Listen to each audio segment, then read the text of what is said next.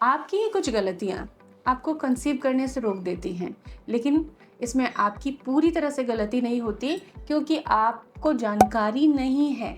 आज मैं ऐसे कुछ गिनती की चीज़ें आपको बताने वाली हूँ कि जब बेबी प्लानिंग आप शुरू कर रहे हो तो उन चीज़ों से परहेज़ करना है। वो आपके एग, स्पर्म और यूट्रस को बहुत बुरी तरह डैमेज करते हैं और गर्भधारण की संभावना को बहुत कम कर देते हैं। अगर माँ बनना है, पिता बनना है, तो हमको अपनी डाइट को सँभालना तो पड़ेगा। तो चलिए एक सिंपल पर बहुत इम्पोर्टेंट इंसाइट लेते हैं अपनी डाइट का।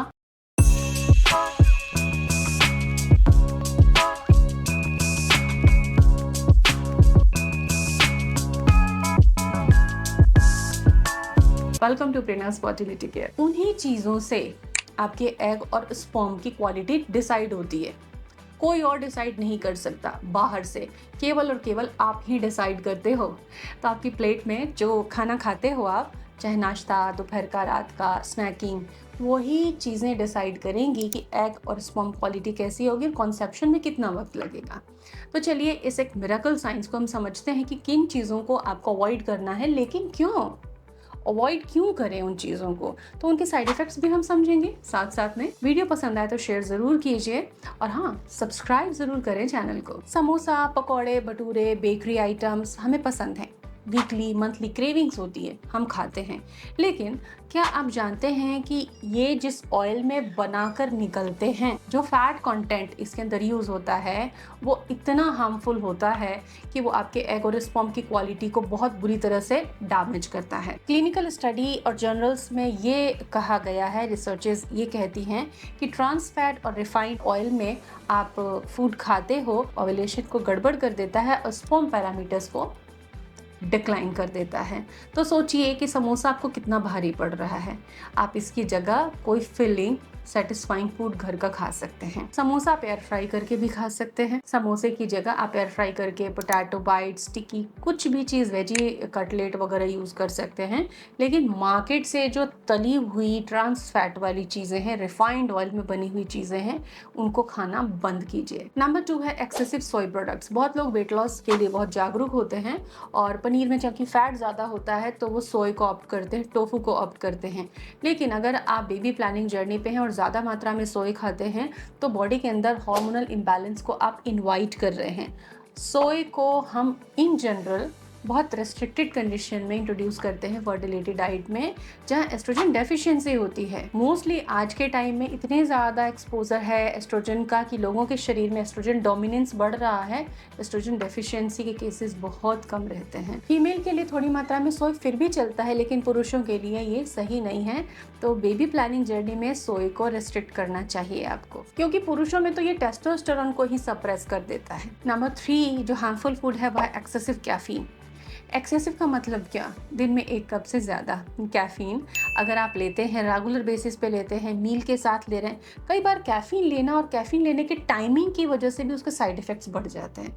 सपोज़ मील के जस्ट बाद आप ले रहे हो, अब जो खाना खाया है उसके न्यूट्रिएंट तो बिल्कुल ख़त्म हो जाएंगे। स्टडीज़ कहती हैं कि 300 mg, मैं कहती हूँ लगभग 200 mg से ऊपर अगर आप कैफ़ीन ले रहे हो तो ओव्यूलेशन डिले होगा, मिसकैरेज रिस्क बढ़ेगा, हीमोग्लोबिन लो जाएगा और हार्मोनल इम्बैलेंस को ओपन इनविटेशन है। सो मेडिकली आप किसी से भी बात करें, डॉक्टर या डाइटिशियन से, वो आपको यही कहेंगे कि दिन में एक बार 1 कप चाय या 1 कप कॉफ़ी आपके लिए ठीक है। और अगर आपकी कंडीशन थोड़ी कॉम्प्लिकेटेड है, जैसे न्यूट्रिशन प्रोफाइल में गड़बड़ियाँ हैं, यूट्राइन इश्यूज़ हैं, आपको बॉडी पीएच इश्यूज़ हैं, तो आपको उसे भी स्किप करना चाहिए या चाय का फॉर्म बदल देना चाहिए। तो कई तरह की green tea and fertility based T मैंने डिस्क्रिप्शन में दी है, यू कैन ट्राई देम। कई बार इंस्टेंट एनर्जी या मूड फ्रेश करने के लिए हम कोल्ड ड्रिंक्स ले लेते हैं, एनर्जी ड्रिंक्स ले लेते हैं, लेकिन इनके अंदर भारी केमिकल एक्सपोजर होता है। शुगर की तो आप बात ही छोड़ दीजिए। शुगर तो आपके गट फ्लोरा की बैंड बजा देता है,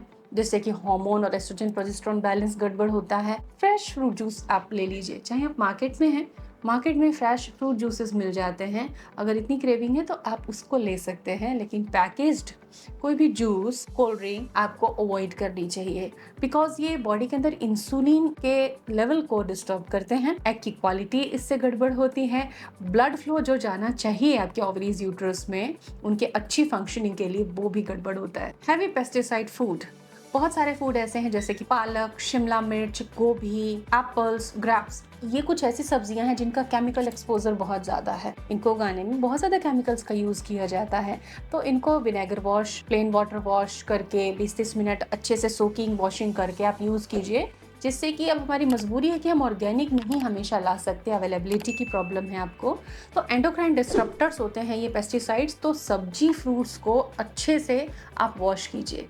इसके लिए जो वॉश आते हैं उसकी लिंक मैंने डिस्क्रिप्शन में दी। नॉन वेजिटेरियन लोग कई बार जो मेट्रो सिटीज़ में रह रहे हैं, देखा जाता है कि वेस्टर्न कल्चर को देख देख कर excessive red meat and processed meat, खास तौर से प्रोसेस्ड मीट के जो प्रोडक्ट्स आते हैं, इंस्टेंटली नॉनवेज बनाना है तो वो बस उसको सॉटे किया या माइक्रोवेव किया और उसको खा लिया सैंडविच में रख के या जैसे। तो जो ये ट्रेंड चल रहा है ये बहुत ही खतरनाक है। कबाब, मटन करी या जो फ्रोजन आइटम्स आते हैं ना नॉनवेज के स्नैकिंग आइटम्स, ये हैजार्ड है, हैजार्ड। रिसर्चर्स कहती है कि प्रोसेस्ड मीट जो होता है, स्पर्म की मॉर्फोलॉजी यानी कि स्पर्म का जो शरीर होता है, आकृति होती है, उसको गड़बड़ कर देता है। अगर स्पर्म की टेल में एनर्जी नहीं होगी तो फ्लोट अच्छे से नहीं करेगा, एग तक ट्रैवल कैसे करेगा वो। तो आपको ध्यान रखना होगा कि प्रोसेस्ड मीट को यूज ना करें। प्रोसेस्ड मीट के अंदर हाई सैचुरेटेड फैट होता है और ये आपके ओव्यूलेशन को डिस्टर्ब करता है। अगली चीज़ है टोबैको एंड स्मोक। ये स्पर्म के पैरामीटर्स को डाउन ले जाता है। फीमेल्स के अंदर अल्कोहल एक्सपोजर इम्प्लांटेशन रिस्क पैदा करता है। पुरुषों में डीएनए फ्रेगमेंटेशन बढ़ाता है और साथ ही फीमेल्स के अंदर एग रिजर्व को, यानी कि एग के जो रिजर्व है एएमएच जो वैल्यू से आप समझते हैं, उसको भी गिरा देता है।